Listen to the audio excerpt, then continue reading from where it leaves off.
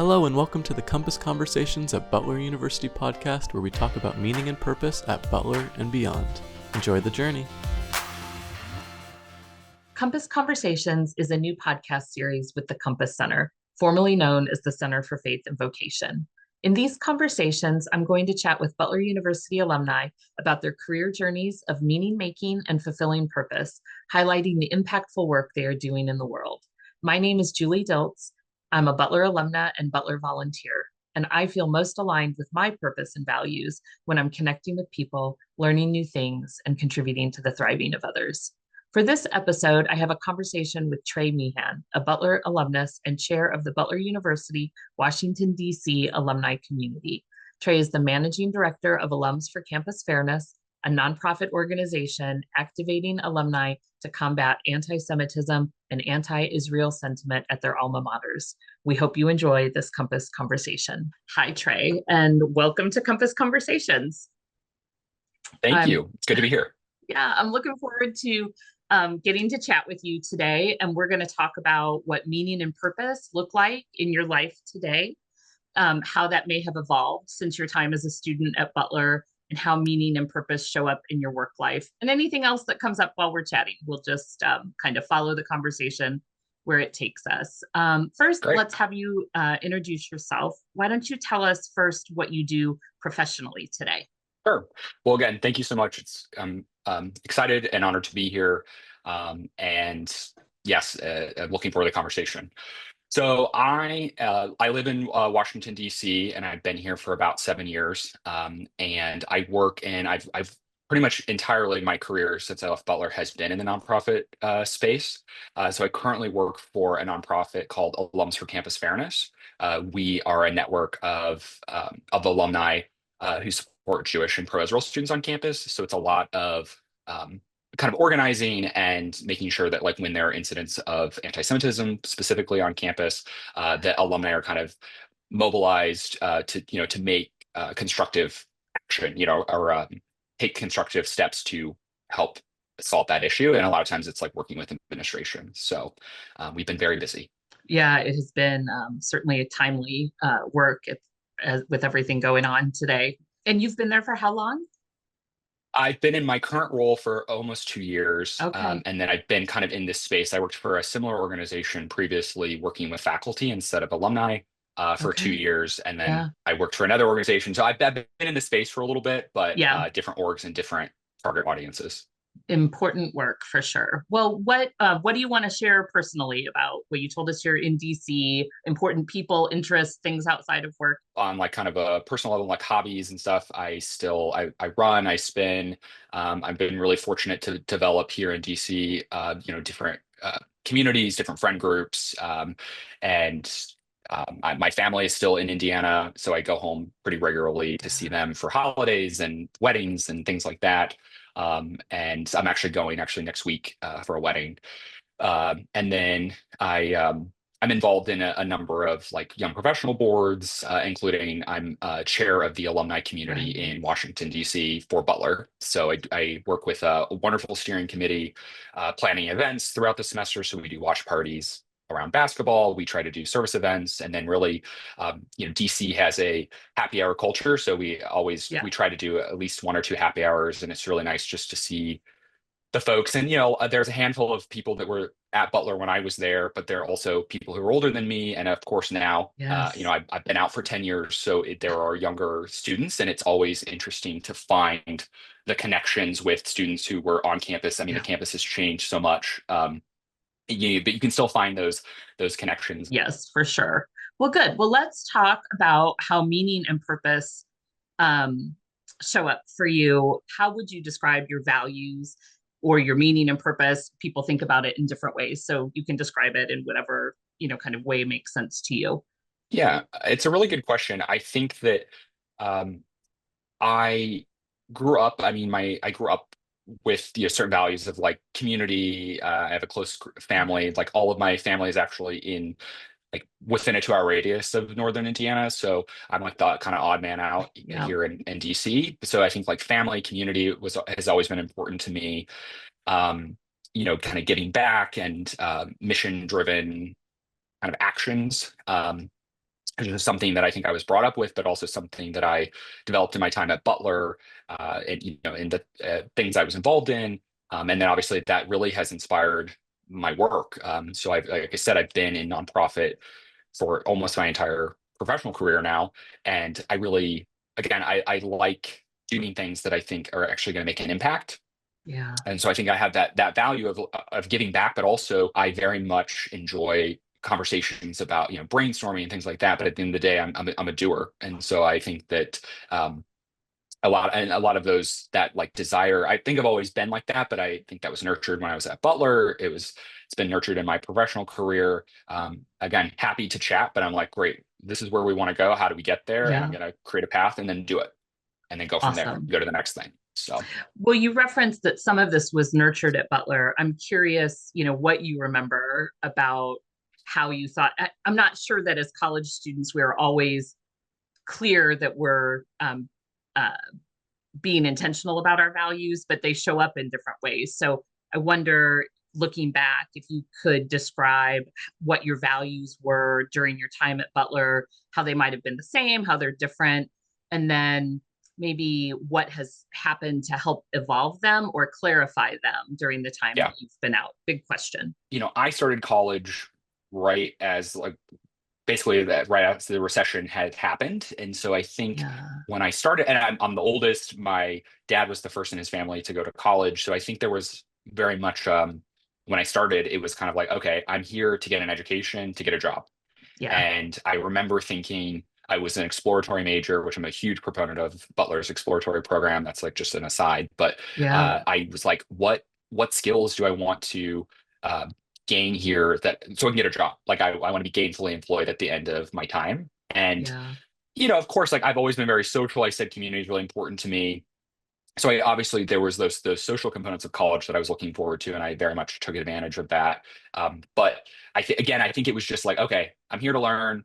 When you, especially coming out of K through 12 education, where it's just like you do all the things, you accomplish that grade, and you go on to the next. It kind of Yeah. felt that way. But then when I got to Butler, and I engaged with with the former CFE, I was involved in conversations kind of like we're having here, where it was like, okay, but what are things that are important to you? And it kind of allowed me to stop and step back and think about that. What do I care about? Yes, I'm here for an education. Yes, I obviously want to get a Yes. job at the end of this, but my worth and my life is not just being a worker, Yeah. a colleague. And so I think that was the first time that I really had that thought. And it really, I think that then it kind of shifted. I would say a lot of my values are the same, but it just reminded me that I didn't want to just get these skills so I could work and then go home at the end of the day and like, Yes. and just be a productive member of an organization, but also thinking about what are things that how can I do that, but also do it meaningfully and feel like the work that I'm doing is making an impact for myself, for my communities, for the world. At Butler, being around the CFE, being involved in faith communities within both as an intern, I interned, and also Yeah. was a participant there. Attended CFE programming. Yeah, I think those were opportunities, and obviously in the classroom, being around other students with different experiences, it just really broadened my horizons. And I think Yeah. I always tell people, I think I saw the world as very black and white, and then Hmm. I went to college and I realized just how gray the world was. And Yeah. initially, that was a little alarming because I really thought that I like understood like the world, and then realized that 18-year-old me, there was a lot of things that I just didn't know because of my life experiences. And so Yeah. um, it really gave me an opportunity to grow in that way. And so, like I said, I think my values are similar, but I think they were like, if anything, probably they've strengthened from Yeah. those experiences, and just thinking about what is it that I want to do, and how can I have a career that feels fulfilling, but it's not just a paycheck. I feel like you were so lucky to get that insight while you were still in school. Do you remember how you first connected with the Center for Faith and Vocation, now the Compass Center? Yes. It wasn't a resource. It didn't exist when I was at Butler, but I wonder, like, had it been there, would I have connected with it? So I'm curious what kind of drew you in. when I was looking at schools, it's funny now I hear students, have X number of schools that they apply to and backup and stuff. And that Yeah. was not my experience. I think I Yeah. applied to like three different schools. And Yeah. one thing I liked about Butler that was separate from the other institutions was that it was not like religiously affiliated. I didn't Mhm. grow up in a super like religious family. And so I don't think I was looking for an institution that had a certain connection to religion. Yeah. But that being said, when I came on campus, my family, again, my family is not super religious, I have like Catholic ancestry and connections, familial connections as well as Jewish. And so when I got to Butler, I got connected. I went to, I think it was during the not career fair, but the like welcome week. Uh, Yeah. I met the priest, Father Jeff, who was in charge of the Catholic community, and really just struck up a really wonderful relationship with him, as well as I would go to like Shabbat dinner with Noni, who was the Hillel director at the time. And yeah, so I that's kind of my introduction to it. And then Yeah. I really enjoyed like those visits and kind of being around there. And that's when I was at Butler, it was Judy Sabula was the director. And so she was also lovely and wonderful. And I had Yeah. nice conversations with her. And so I would just, I would do homework there when they were open. They had Yeah. times where the CFE was just open. So I would go and do homework there. And then I ended up majoring in strategic communication at Butler. And I was looking for an internship. And so they had a communications intern. Oh, And so I applied and got it, and it was wonderful too because I got to then engage with the other faith communities who meet at the center, and realize that there were even more offerings that I probably wasn't aware of because I just was not a part of those communities. And thinking about programming that was obviously specific to certain traditions, but also all encompassing. And how yeah. can we make sure that this is like an open place for all students, people of faith or no faith, and so that's how I got connected, and Yeah. it still has a very special place in my heart. I mean, I love that it's the Blue House, so that's Right. generally how and I tell people because I would say, oh yeah, the Blue House, and they're like, oh yeah, we know what it is. It's the Blue House on Sunset. So Yes. yeah, a lot of great memories there. Yeah, absolutely. I love it. Well, let's talk a little bit about how like meaning and purpose and values show up in your work life. I mean, clearly you've chosen a path that is, kind of nonprofit, directly in service of a particular community. But even just, as an employee, things happen where we have decisions to make, or twists and turns or changes to adjust to, and our values show up. So I don't know, maybe like has there been a time where you've had to make an important career decision and you've leaned on your values to help make that decision? Definitely. So Yeah. my one, I said most of my career. So I did a brief stint in the legal industry. I was working for a firm in marketing. But I had thought I Yeah. wanted to go to law school. So that it was kind of how I ended up there. It was all Yeah. part of my, okay, well, if I work here, meet some people, maybe I'll go to law school. And, it seemed like the right step. Um, all that to say was I worked with some wonderful people, but I realized pretty quickly, I was like, this isn't probably the path that I want to go down. But I had a boss that was just not very supportive. And I remember in those experiences thinking to myself, wow, hopefully I'm managing people, which I think was a goal of mine even then. Yeah. Yeah. Like I'm basically learning. I said I'm learning the type of manager and leader that I don't want to be, or the things that I don't want to Yeah. do. And so I bring that up just because I think that it reminded me of really important value for me is kindness. And even as I say it, I Yeah. kind of cringe a little bit because it feels kind of cliche, but it's like the world is tough, and Yeah. we don't have to Yeah. add Yeah. to people's burden. And it also makes me think of the adage that you never know what people are dealing with in their life. And so Yeah. especially when you're working with them, because I'm very much of the mindset when you're at work, like I think that to some extent you kind of you have to leave your personal life at the door when you walk into a work. Like you're Yeah. here to get things done, and obviously things happen and whatever. But all that to say is, I realized that like I am more than just a person who's contributing to this team and producing work, but I'm also a human being. And I Yes. was not. Yeah, there was not always kindness in those interactions, and so I was like, wow, this is like really important to me to meet people where they are, and start out like even now I manage a team. Every one-on-one I try to say, how are you doing? Like, Yeah. tell me something Yeah. that's, what are you excited about this week, or how are you feeling? And of course, to be clear, not every, and myself too, sometimes you start a meeting, you're like, wow, I'm really stressed about X, Y, and Z, and that's what I'm bringing to this, and it just helps you, I think, Yes. level with people and have that connection. That's not just you are just someone who does things for me and I do things for you, and it's just that's our relationship. And Yeah. so yeah, so that experience really reminded me of how much I wanted to make sure that I trust people, I trust my team, and I see them as more than just a little cog in the machine. Kindness seems so simple, doesn't it? But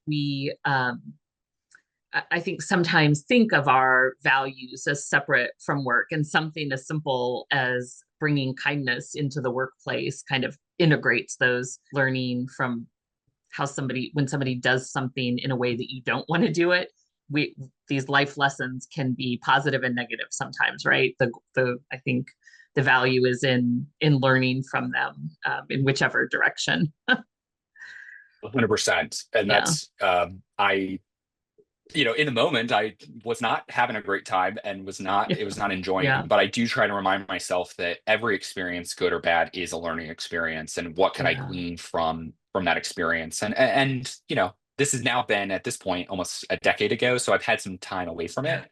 Yeah. So I don't want to sound like it's all sunshine and rainbows, because it's certainly not. But yeah, I agree, like you can definitely learn.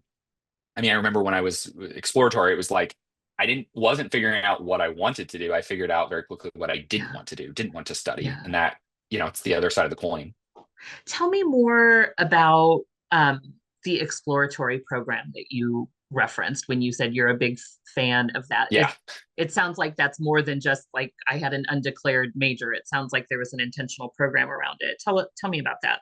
I will caveat this by saying that this was, at this point, like 14 years ago. So Yeah. maybe Yeah. the program's changed a little bit, but when I started, it was exactly, so it was essentially undeclared, but you had a class that you took with other people Oh, who were yeah. exploratory majors, and you would do like skills assessments, and there would be a conversation around, um, like we did something about like budgeting, like, what's here, if this is your salary. It was all, I think it was just giving us the tools to think about post Butler Yeah. life, but also it was like, how, like, what are the things you're interested in, what are the Yeah. skills, or what are the your personality and things like that. And what I really liked is it part of our assignments where we had to sit in on classes. So Oh, yeah. if you were interested in a major, you could then, you would reach out to a professor and just say, hey, is it cool if I come in and just like hang out in this class for 15 minutes or whatever it was? Yeah. And um, watch the class and see, is this interesting to me? And we also had to reach out to professors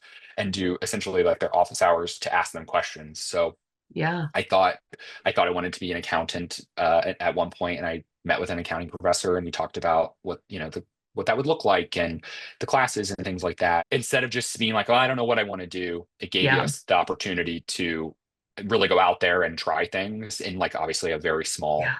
Yeah. small way. And so it helped me. But so basically I had my list and I just went through, it did all these things, and I was like, Yeah. nah, that's not for me. That's Yeah. not for me. Yes. Um, and so I really liked, I ended up doing the strategic communication major and program. And it was like everything I was looking for, where it gave me skills that I felt like would, I could get a job at the end of my Yeah. time at Butler. And I was interested in it. And it didn't pigeonhole me into one kind of area. It was like every organization needs a communications team. Being able to articulate yourself in writing and speech is super important, no matter what you do. Yeah. And so it just made Yes. me. It kind of it blends into that liberal arts Yes. curriculum that Butler has, and so that I was looking for. Like, I don't want to Yeah. just come in and be one thing. Like, and I haven't. My career has different orgs and different missions and things like that, but the skills are all transferable. Can you talk a little bit about you know, how you decide it's time to do something new? Because 10 years is, I'm sure it feels like a lot of time. And also, it's not that much time. And you've done several different things. Like, Yes. What has sort of precipitated those pivots for you? My path is a little wonky. And so the quick sidebar to that is, one is I realize no one's career is ever, very few people have a linear career, which was Totally. helpful to learn. Yeah. And I've had that experience. I'm glad that I realized that, because, I think that you think, okay, you graduate and then you have a job and then you're there for a few years and then you go to the next job. And obviously some generations you're at a job forever until you retire. Yeah. I knew that was not going to be me. Do you have any practices or habits or rituals or whatever you want to call them that help keep your values front and center for you in your work life? Just the way that my brain works is trying to be strategic. Like I said earlier, okay, I'm at point A and I want to get to point B. How do I get there? How do I do that strategically and thoughtfully? But I'm around a lot of people who, don't always share maybe the strategy, but just are thoughtful. And so there's always that, like, what is it that I care about and what do I want to do next? And I also think that, I took up therapy, which I think was super Yeah. helpful to have, Yeah. like, that space to think about that with someone who's, outside of your life and, can give you a different perspective. Yeah. Do you calendar time for reflection? Do you have like a weekly or a quarterly or anything like, or is it just like as the spirit moves you, as my mom would say?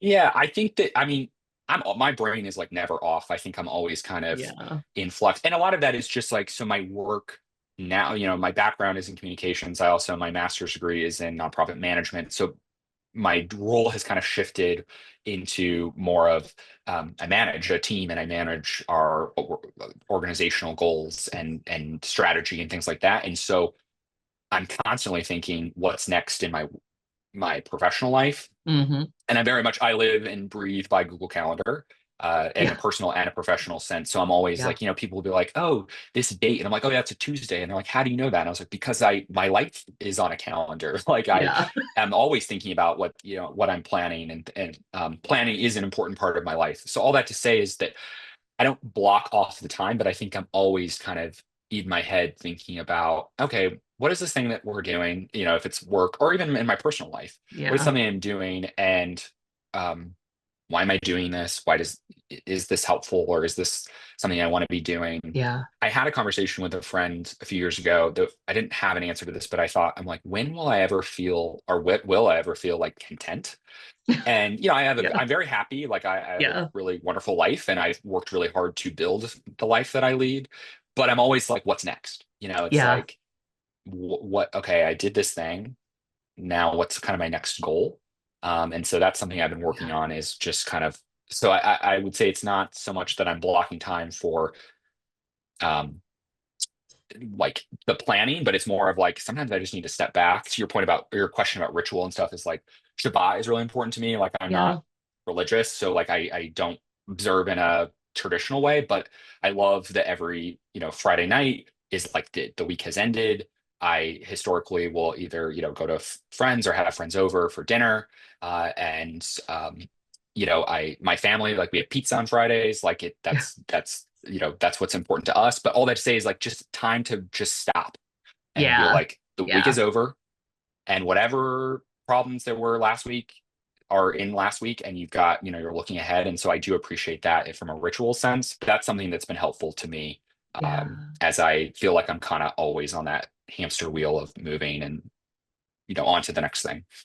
Well, I'm confident with the way that you are thoughtful and introspective that you will be able to answer that question about contentment and, sort of, what's the next thing, Mhm. and kind of figuring that out. I think that's kind of part of the life journey, like, just when am Mhm. I pushing? When am I pulling? You'll figure it all out. And enjoy I the hope so. journey while you're doing it, right? Like, that's Yes. sort of what we're here for. Before we wrap up, I just want to know if there's a book or a resource or a TED talk or anything that sort of deeply resonated with you, helped you better understand or articulate what matters most to you, that you want to share with the people who are listening today. When I graduated from Butler, someone had recommended reading a book, which is The Defining Decade by Meg Jay. And it essentially says, uh, people say that your 20s are the decade of your 20s is kind of, they don't matter. And it's kind of like an opportunity to, or a throwaway decade of sorts. And Yeah. you kind of figure everything out, and your life really starts in your 30s. And her argument really is that your 20s are the defining decade. You're setting the foundation for the rest of your life. And, I highly recommend the book to anyone who might be listening and is Yeah. interested. But also, for me, that's how I planned my 20s. Was I read that Yeah. book, and which of course I was 22, but I was Yeah. like, how can I make the most of these next 8 years? And I really did. Like, it was really focused on, in a personal sense and a professional sense, what do I want to be doing, which is Yeah. why I switched jobs, like I was saying earlier. Yeah. And it made me think about, like, my personal relationships, my family relationships, my, like, romantic relationships. Like, what are things, what do I want to, where do I want to be at 30? Yeah. Which I didn't really know, like, kind of not like the physical location, but it was just like, didn't know, like, oh, I need to be in Washington, D.C. and, working at this organization or in this position. But Yeah. it was like the path that I thought I wanted to be, where I kind of Yeah. wanted to Yeah. be, and so, yeah, highly recommend. And it was just, when I turned 30, I remember thinking, like, wow, like, you, I mean, I don't think I accomplished everything necessarily was on my list, but I was like, I really feel confident that, like, this next decade is going to be even better than the last one. And it's because of the hard work that I put in to build the life that I wanted to live. Yeah. And I feel so fortunate that I was able to do that. Obviously, I have there's a lot of privilege in being able to, I know I have a lot of privilege, but I was also really like, I did the work, and now I'm going to enjoy it and think Yeah. about, what is this next decade going to look like? And what are Yes. those founding, how do I build? So, I admire your intentionality.